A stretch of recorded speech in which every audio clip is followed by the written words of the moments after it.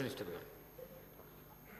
Sir, గౌరవనీయులు సహచరులు పొన్నం ప్రభాకర్ గారు డిమాండ్స్కు సంబంధించి బలహీన వర్గాలు, పోలీసు, ట్రాన్స్పోర్ట్కు సంబంధించిన డిమాండ్స్ సంబంధించి వారు లేవనెత్తిన, ప్రత్యేకంగా బీఆర్ఎస్ పార్టీ సభ్యులు లేవనెత్తిన ప్రతి అంశం విషయంలో స్పష్టంగా జవాబు చెప్పడం జరిగింది. అధ్యక్ష, ఈరోజు వారు 10 సంవత్సరాల కాలం పాటు బలహీన వర్గాల పూర్తి స్థాయిలో అన్యాయం చేస్తూ బలహీన వర్గాలకు సంబంధించిన జనాభా ప్రతిపత్తి మీద రాబోయే కాలంలో తెలంగాణకు సంబంధించిన ఈ బలహీన వర్గాలకు సంబంధించిన సంక్షేమం గురించి ఆలోచన చేయకుండా వారు 10 సంవత్సరాల కాలం పాటు ప్రభుత్వంలో ఉండి ఏం చేయలేని పరిస్థితుల్లో ఈరోజు ముఖ్యమంత్రి రేవంత్ రెడ్డి గారు కానీ, మా BC welfare minister Ponnam Prabhakar గారు కానీ ఒకటి ఎప్పుడు లేని విధంగా ఈరోజు చట్టానికి సవరణ చేయాలని మా రాహుల్ గాంధీ గారి ఆలోచనని అమలు చేసే ప్రయత్నంలో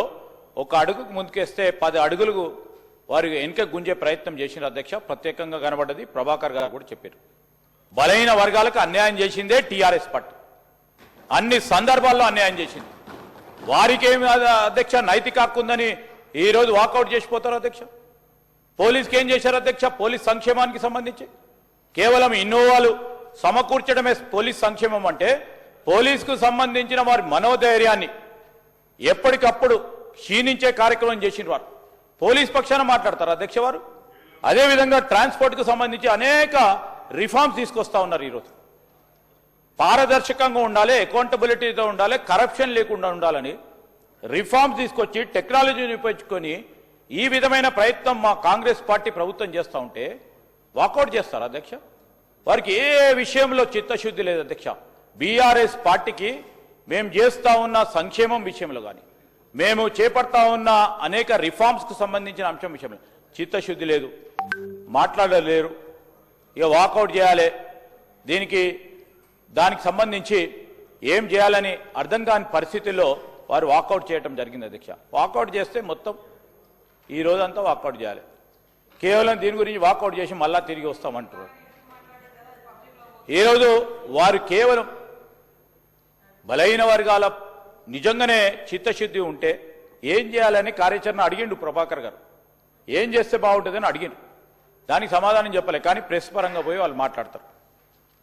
ఈరోజు మేము చేసేది క్షేత్రస్థాయిలో మార్పులు తీసుకురావడానికి, వారి ఆర్థిక సామాజిక పరిస్థితులను, రాజకీయ పరిస్థితులను మెరుగుపరచడానికి చేస్తూ ఉన్న ప్రయత్నానికి నీరుగార్చకుండి మీరు చేయండి, ప్రజాస్వామికంగా మీకు హక్కు ఉంటుంది, సభాపరంగా మీరు అనుమతి ఇచ్చారు, వారు మాట్లాడారు, వాకౌట్ చేయటం జరిగింది. మేము ఈరోజు కూడా కోరుతా ఉన్నాం, కేవలం రాజకీయంగా ఉపయోగించుకోకండి. దాంతోపాటు ఈరోజు ప్రభుత్వం, మా ముఖ్యమంత్రి గారు, అదేవిధంగా బలహీన వర్గాలకు సంబంధించిన మంత్రి గారు చేస్తా ఉన్న అనేక కార్యక్రమాలను కూడా చెప్పాల్సిన ధర్మం వారిపైన ఉంది. ఆర్టీసీని నీరు కార్చింది ఎవరు అధ్యక్ష? ఇప్పుడే సాంబశివరావు గారు చెప్పారు, 56 మంది చనిపోయారు అధ్యక్ష. వారి ప్రభుత్వ హయాంలో ధర్నా చేస్తూ ఉంటే, 50 రోజులు ధర్నా చేస్తూ ఉంటే ఒక్కో రోజు కూడా వారితో ఎవరు మాట్లాడలే. చాలా మంది ఆర్టీసీ కార్మికులు చనిపోవటం జరిగింది. ఎవరు కారణం అధ్యక్ష?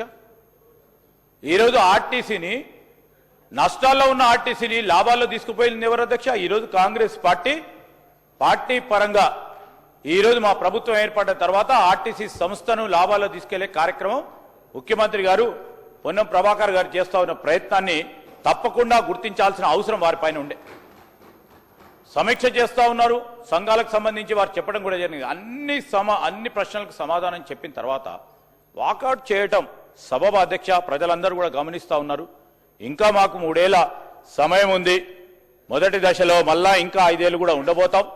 అన్ని కార్యక్రమాలు బలహీన వర్గాలకు సంబంధించి రేపు రాహుల్ గాంధీ గారు ప్రధానమంత్రి అయిన తర్వాత, మా పార్టీ కేంద్రంలో అధికారానికి వచ్చిన తర్వాత మొట్టమొదటి కార్యక్రమమే రాహుల్ గాంధీ గారి నాయకత్వంలో ఈరోజు రాజ్యాంగ చట్ట సవరణ చేసి 42% పై మించి ఎంత జనాభా ఉంటే అంత జనాభాకు సంబంధించి సామాజిక, ఆర్థిక, రాజకీయ రిజర్వేషన్ కల్పించే కార్యక్రమం చేస్తా ఉన్న తరుణంలో అడుగులకు ముందుకు వేస్తా ఉన్నాం అధ్యక్ష. దానికి అడ్డు రావద్దని ఈరోజు వారు వాకౌట్కి సంబంధించి కారణం లేకుండా వాకౌట్ చేస్తా ఉన్న సందర్భాన్ని కూడా చెప్తూ వారి యాక్షన్ ఖండిస్తా ఉన్నాం అధ్యక్ష.